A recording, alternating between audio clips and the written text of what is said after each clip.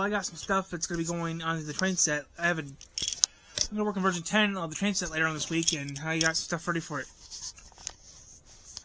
That's all I'm going to say. But yep, yes, it's relaxing, having fun. That's about all I'm doing right now. Just having a little bit of fun. Just trying to figure out how to do a 40,000 subscribers. I have 40,000 videos on YouTube. 40,000 videos on YouTube. And we're almost at 2,000 subscribers, so that's not bad at all. That's quite good. I mean, I'm just trying to figure out what I should do still.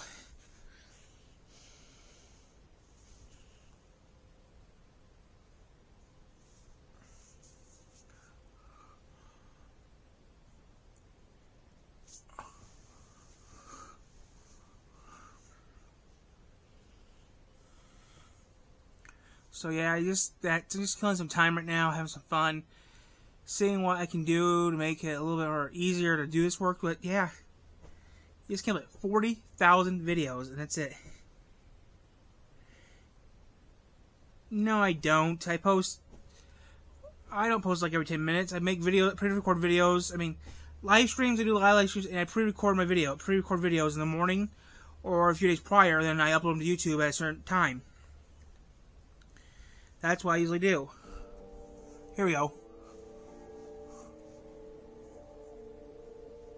In St. Joseph County, the small Indiana. town of Wyatt was left devastated by the Wyatt, Indiana. tornadoes. WSTP22's Cicely Porter talked with a man who was just 10 years old when that storm hit. He recalls the day not only for its devastation, but also for the miracles that shaped his life's purpose. Okay. Wyatt, Indiana. 1965 is a day in this town many will never forget. I've been to Wyatt. It's a nice little community. Extended far beyond the storm. It's a day Bob Sauer says is etched in his memory. He vividly recalls huddling with his family in his grandparents' home as the tornado bore down. I remember my dad and my grandpa both shaking their heads and going, well, there goes Kelly's place. As the storm intensified, Bob watched in disbelief. And I remember looking up and saw a house come up about 6 inches off of the foundation, and then it set right back down. And, I mean, it seemed like an eternity, but I mean, it was a matter of just minutes. The tornado tore through Wyatt, leaving the small town nearly unrecognizable. Bob's childhood home, gone. There was nothing. Nothing left. Just as they thought the worst had passed, another warning came. The town gathered in shelter, united by fear and hope. Everybody, women and children, climbed inside the bank vault. And we sat there, which seemed like for an eternity. Amid the destruction, there were miracles. No lives were lost, and days later, a beloved family member was found. But the miracles, I mean, that there was not loss of life. We found our dog like 5 days later.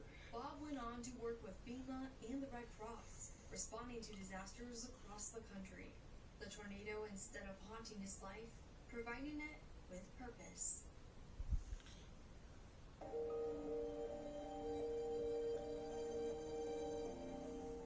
I'm meteorologist Abby Weppler, and like Cicely. Oh wow, why don't you hit Michigan? That tornado, of course, from Wyatt. But when we look at the big picture, Palm Huh. tornado. Look None 3 rivers, only cold water. So I'm going to take you through the different tornado tracks for us here locally, not necessarily in the time frame of which they started, but to make it easier, go west to east. So of course we're going to go from Porter over to LaPorte County. That start time there was 6:10. The rating there was an F3. Those are wind speeds about 135 to 165 miles per hour. With this particular track, there were 0 fatalities or injuries, but now we're going to go farther east. This, of course, was the tornado that Cicely was talking about. Coombs Lake making its way through Marshall County into St. Joe County, ending in Elkhart County. Look at this, the rating again, that F3, those are wind speeds 135 to 165 miles per hour.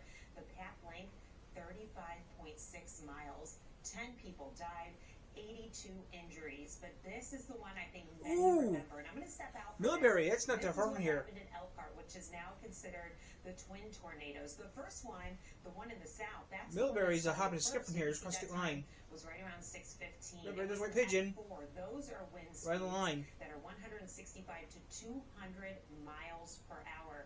You can see that path length was 21 miles.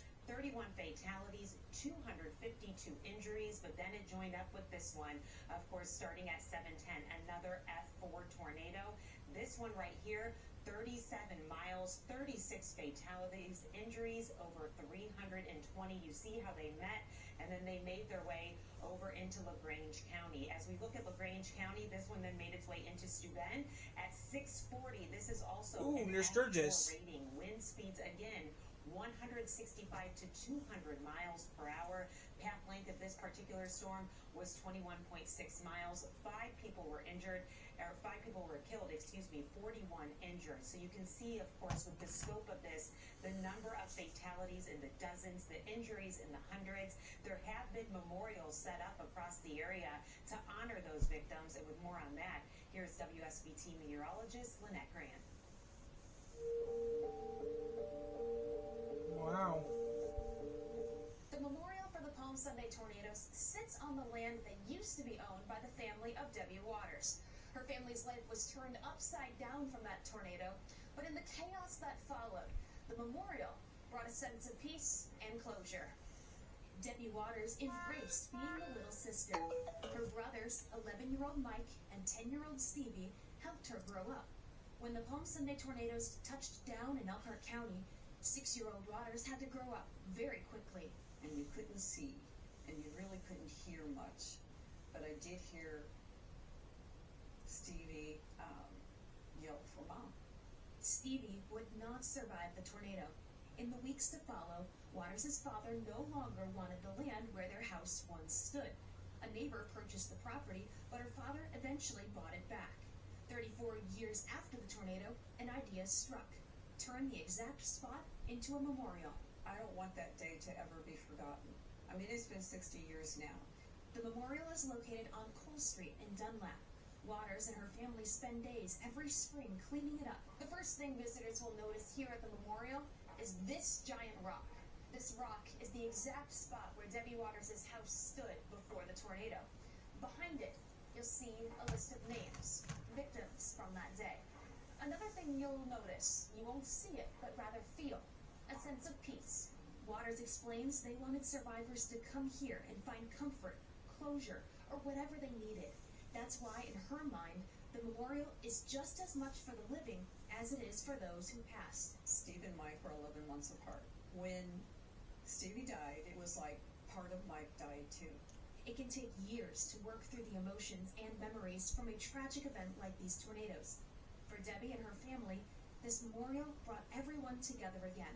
The memorial is for people to go there and to remember their loved ones that they lost, or to pay respect to the people that maybe they've never met. Still to come, a look at how WSBT 22 and WSJV covered the Palm Sunday tornado outbreak as it happened. You guys bought WSJV.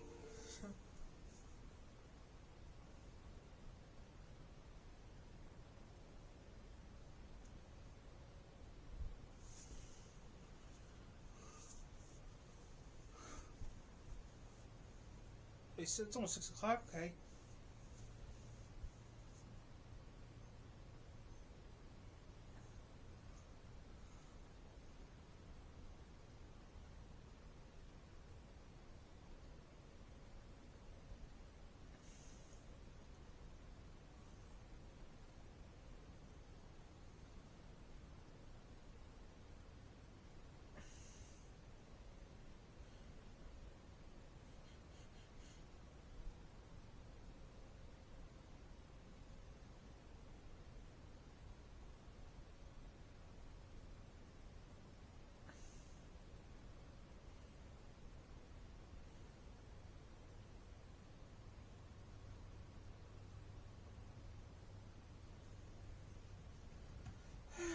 I wish I had some. I just need to do this work. I'm doing this channel, and once I get my 2,000 subscribers, and get something else.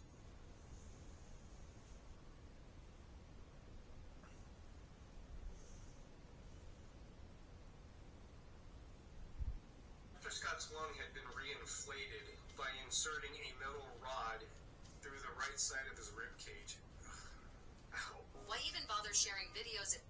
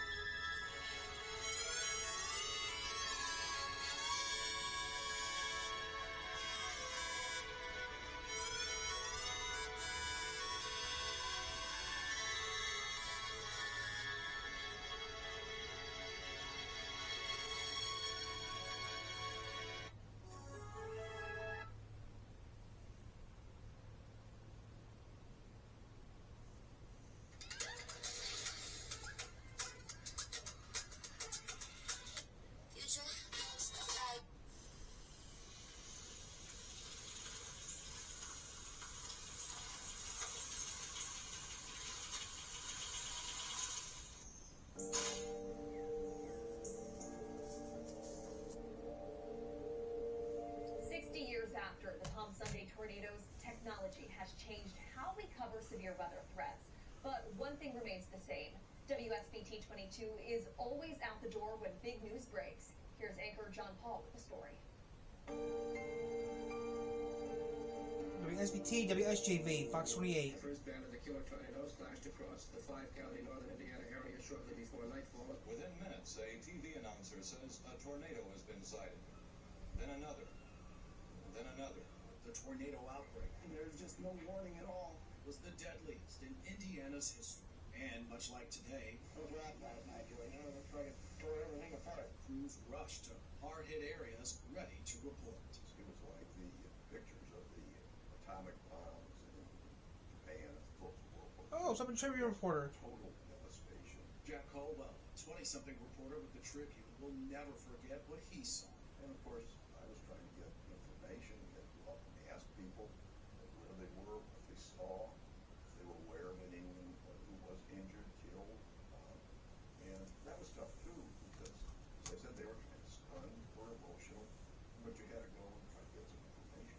Eyewitnesses say the tornado terror lasted 15 seconds. And when it came across, it was the loudest roar I ever heard in my life. It was just unbelievable loud. And WSBT, WSJV. There was no air.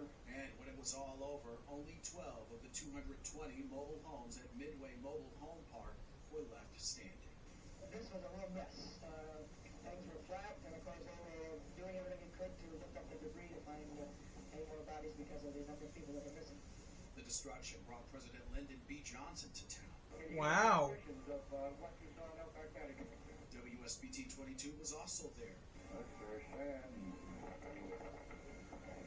Very sorry that all this tragedy and this is all these wonderful people in this good shape. We're sorry what's happening. We won't do anything we can to help. 60 years later, we're still here with better technology and faster warnings, giving you more time to protect your family. In the midst of unimaginable destruction and death came the helpers.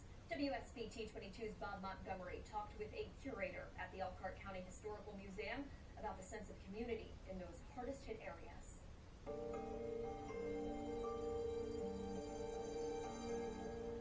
The initial reaction from the community, I think, was just shock at the utter devastation. Jennifer Lewin Policelli is the curator of education at the Elkhart County Historical Museum in Bristol. While the images of mass destruction... I've never seen that museum in Bristol. I go to Bristol all the time. Community support is the legacy of today. Family that was in the Sunnyside neighborhood, and it was a mother and a father and their 3 teenage sons. And they all gathered in the basement during the storm, and they literally heard their house explode over top of them, and there was dirt raining down on them. It was pitch black for a few seconds. But then they look up and they see just the sky where there used to be a house. Within minutes, their neighbors had come to gather around them and to help them out of the basement. Neighbors helping other neighbors and the first responders search for victims was a painstaking process. This devastation prompted what's believed to be the first ever non-campaign visit from the sitting president of the United States to Elkhart County 3 days later, April 14th, 1965. He stood amongst the rubble. He addressed the people that were there, gave them a message of hope and encouragement. And this is also happening within the midst of people still trying to recover their lost loved ones. Very close to where LBJ spoke, for instance, there was the body of a young boy that was recovered. That would have been in the rubble when President Johnson was speaking.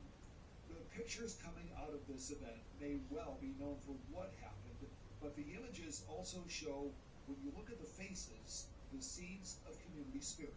There was one Red Cross worker who came to offer aid in the aftermath of the tornado, and she had worked on many other different natural disasters, but she said that specifically what she saw in Elkhart County was just far and beyond the response of other neighborhoods that she had visited that had been impacted by other storms. Coming up, how improvements in technology have changed how severe weather alerts are delivered to keep you and your family safe before and during the storm. Technology hasn't changed in the past 10 years.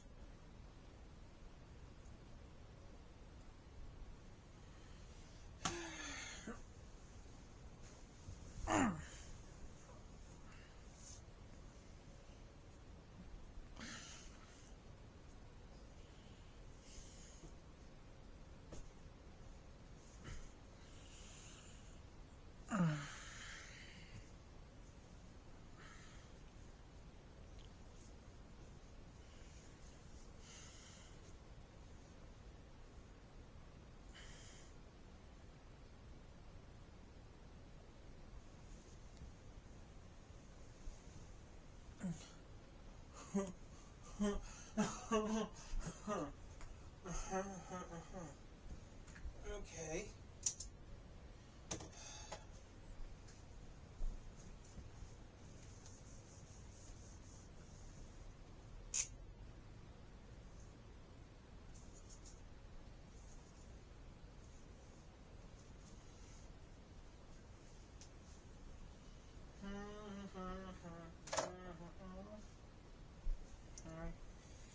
We chung tonight.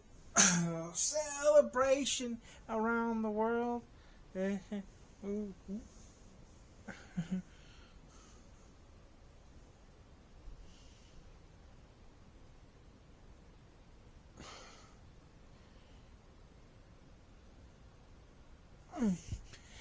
I might do that after this video. I might do that. After this video, I might do that thing I want to do.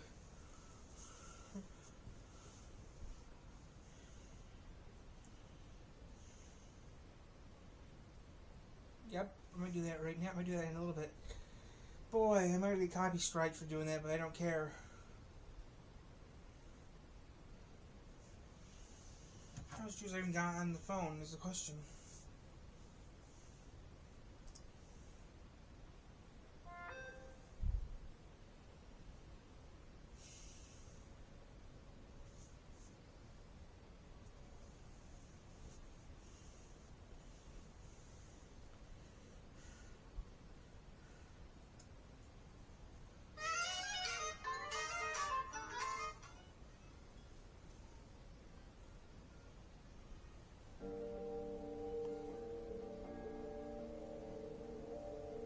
The Palm Sunday tornado outbreak revolutionized how we track and prepare for severe weather. WXBT 22 Chief Meteorologist Carrie Peugeot shows us how technology I met Carrie Peugeot about 20 years ago.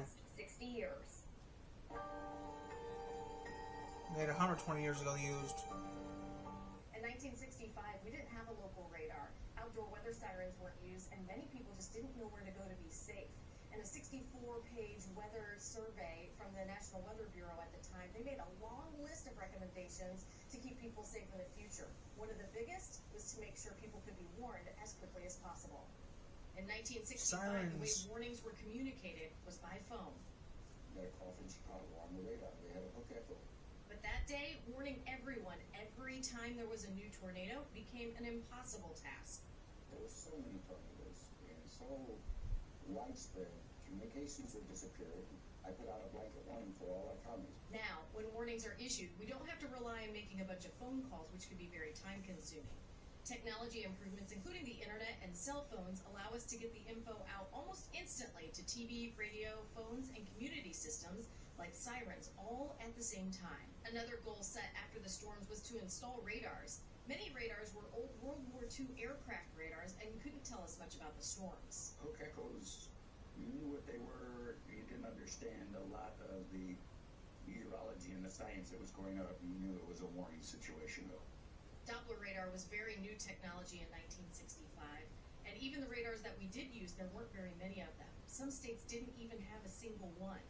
Now there's coverage everywhere, so there are no blind spots. New radar technology is currently being developed by NOAA. It's called Phased Array Radar, and will give us much faster updates, allowing for more warning time and more specific details. Dr. Ted Fujita, who created the F-scale for rating tornadoes, did some of his research in Elkhart County. Wow. And some of the damage. When his research came out years later, it helped us understand what kind of damage happens with different wind speeds. This helps us now prepare for different levels of damage based on the storm's strength. With all these improvements, we still need your help. The key is being prepared. Days before storms are expected, we release storm outlooks that include locations and intensity possibilities. Yep. Plan with your family. Where is the safest place in your basement? house? Sometimes it's the basement. For many, it's a hallway, closet, or bathroom in the middle of the house. On the day of storms, make sure all your devices are charged or that you have power banks ready. And mostly, make sure that you have multiple ways to get warnings. You can do this with weather apps that send you alerts, or by weather radio, or even by making plans to get updates from your family members. I use a weather radio. Sunday tornadoes are forever etched into the memories of those who survived, and those stories will continue to be passed down. That's why here at WSBT 22, we wanted to do this special report so those stories are not forgotten. And if another horrible tornado outbreak happens again, we'll be here to keep you safe. Thank you for watching. WSBT 22 News at 6 is next. Not watching that because I don't watch the news. I don't watch local news. 60 years ago, wow. And we had a couple here in Michigan, but they didn't talk about the one in Coldwater, so that sucks. I wouldn't mind going to Moscow. Moscow, Michigan. Okay, that's done with.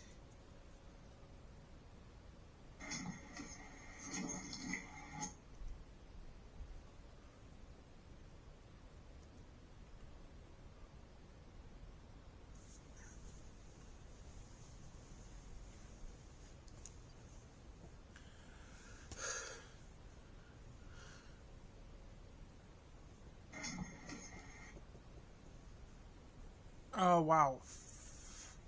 10 months ago? I don't know when that happened. That happened. Started over here and ended in who knows where, but yeah.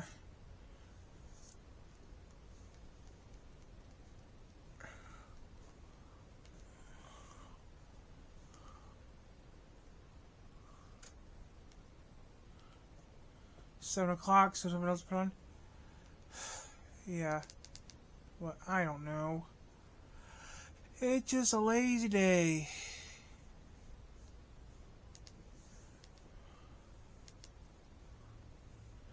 Yeah, I wish Odin was still on there. That'd be nice if Odin was still in there. That'd be nice.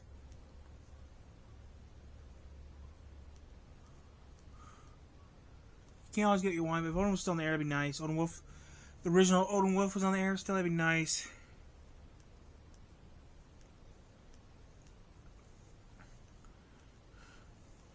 I gotta move some stuff around.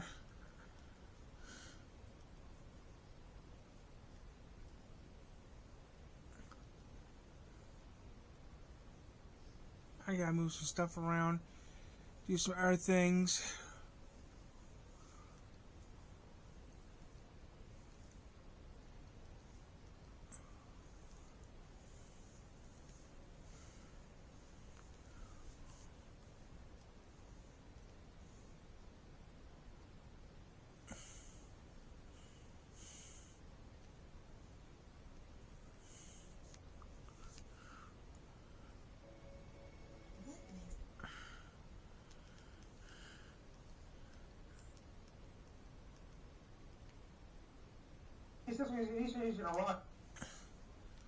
I wish I still worked on YouTube. I still was a YouTuber. I make good videos.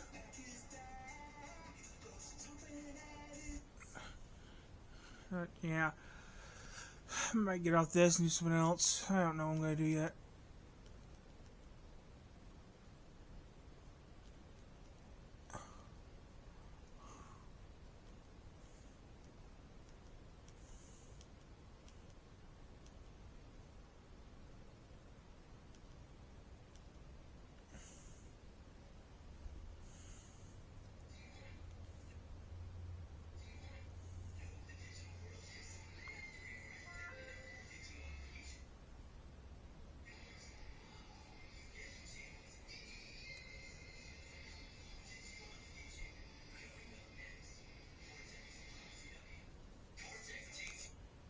Before,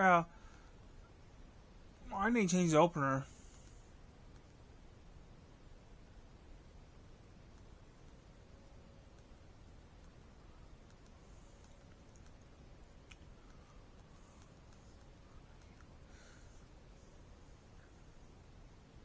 Wow, 7 years ago.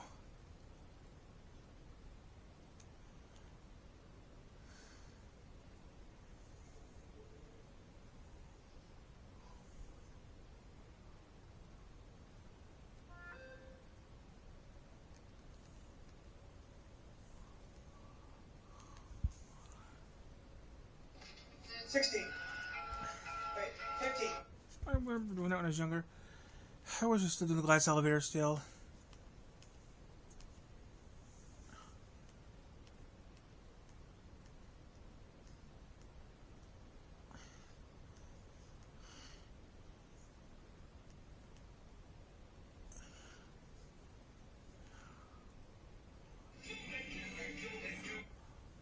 That's almost 8 years ago. I did that video almost 8 years ago.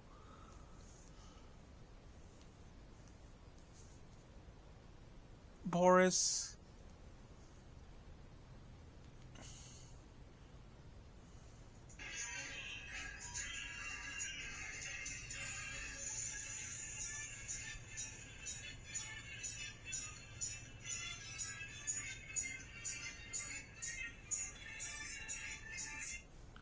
That was old. That's old. Yeah, that's old. Yeah, I wish I could do this sort of thing, but I don't. I'd love to go to a furry convention, but that's never gonna happen anytime soon because I don't think I got the money. I don't have the money to go to one. Yeah, this thing. Yeah, if I had the money for it, I'd go to one. I go to one right now. If I had the money for it, I go to one right now. If I had the money, I go to one right now. I would have went to the one in Indiana. I mean, I would went to the one in Motor City, Ypsilanti. I would have went to the one in Ypsilanti. I would have.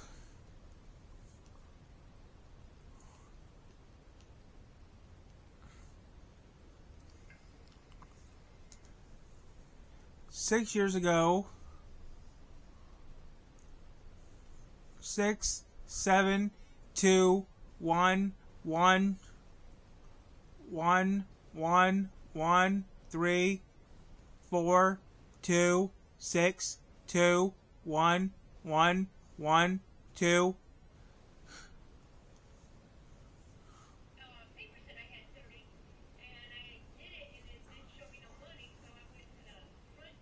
Oh, that's 51.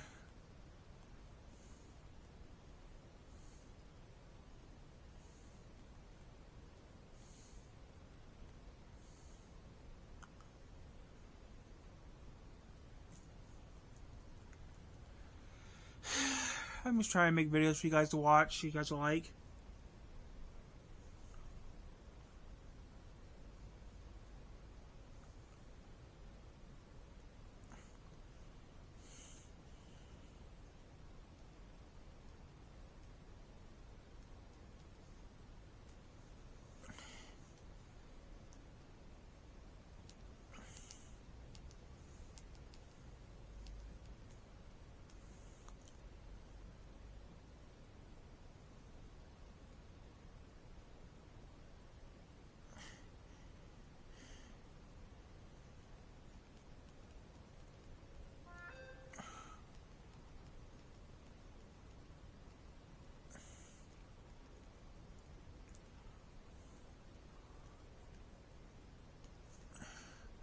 Sigh ho, do do do do do do do do do.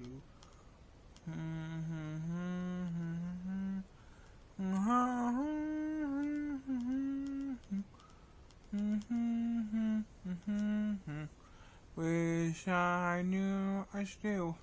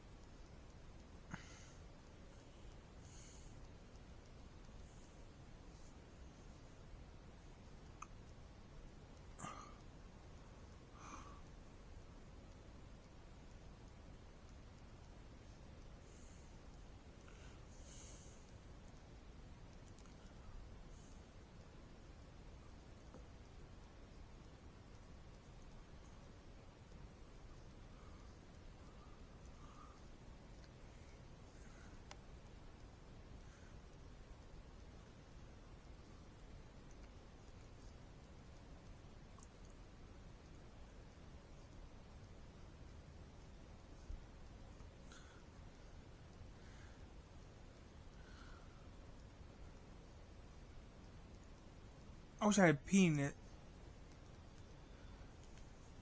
Watch some old videos of mine right now.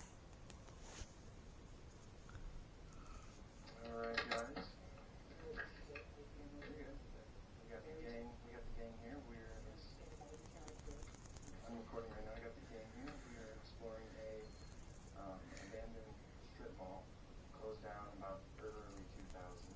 It's here in Mishawaka, Indiana. It has like a couple apartments inside, offices, tons of stores inside. It's kind of dark at night right now, so kind of missing it.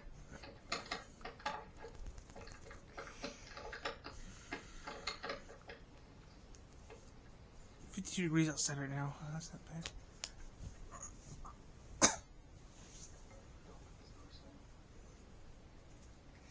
I wish I could do something fun right now, but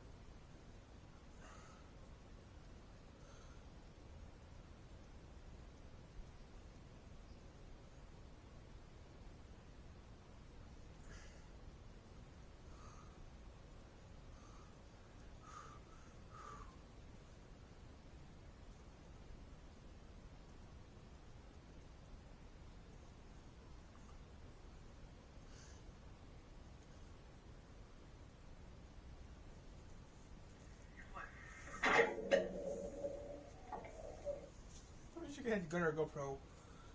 Well, I used to have a GoPro you used for years. I know.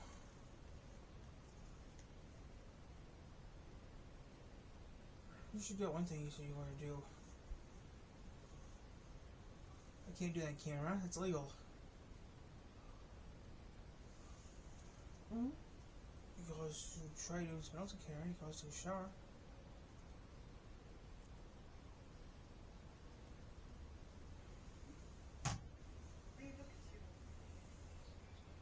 Okay, you want to try it again? Yeah. Try a little bit, about 5-10 minutes, and check it out.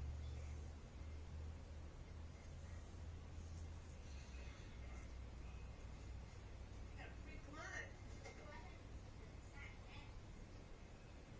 What? Come on, Mike. Would you stop?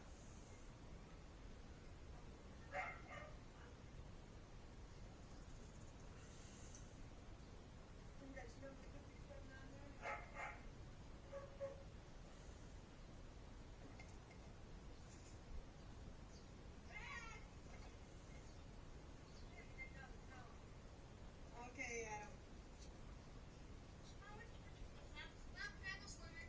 No, you can't.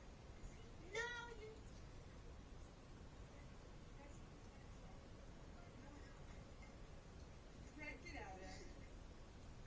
All right, go kiss the ball with your dad here.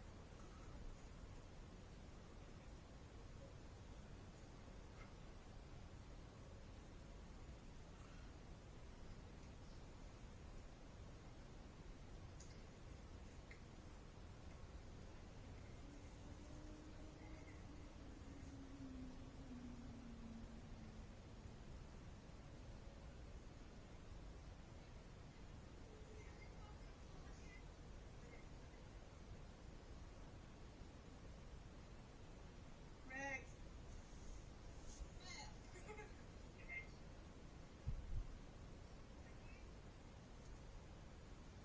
Hey, Rex.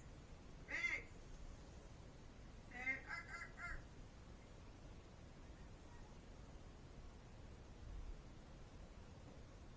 Mike, wait till you see this film. Turn your side there. Oh my gosh. You won't believe it how, that's right.